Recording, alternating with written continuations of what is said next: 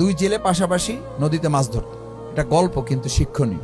তো একজন মাছ ধরে যতটুকু পায় নিয়ে বাসায় চলে যায়, আর একজন ঘন্টার পর ঘন্টা মাছ ধরে, কিন্তু ওই ঘন্টার পর ঘন্টা থেকেই ওটুকুই পায়। যে পাওয়ার পরে চলে যায়, ও জিজ্ঞেস করে, ভাই তুমি চলে যাও কেন, তুমি আরো কিছু সময় থাকলে তো আরো বেশি পাও, তো তুমি থাকো। বলছে যে আচ্ছা আমি থাকলাম, তারপরে কি হবে?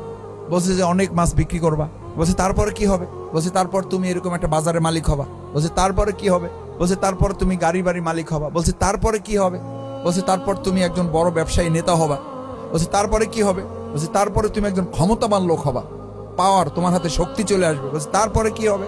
বলছে তারপর তুমি রাষ্ট্রটা চালাবা। বলছে তারপরে কি হবে? বলছে তুমি রাষ্ট্রের প্রেসিডেন্ট হয়ে যাবা। বলছে তারপরে কি হবে? বলছে তারপরে তুমি সুখে শান্তিতে বাস করবা। তো বলছে যে এই তারপরে যা শেষ শব্দটা বললেন, ওই সুখে শান্তিতে আমি এখনই আছি। এত ধাপ পার হয়ে আমার সুখী শান্তিতে থাকার দরকার তো নাই। আপনি যেটা লাস্টে বলছেন ওইটা তো এখনই আমাকে আল্লাহ দিয়েছেন, তা আপনি শেষমেশ ঘুরাই ফিরে যে পর্যন্ত আমার নিয়ে ঠেকাইছেন, সেটার নাম কি?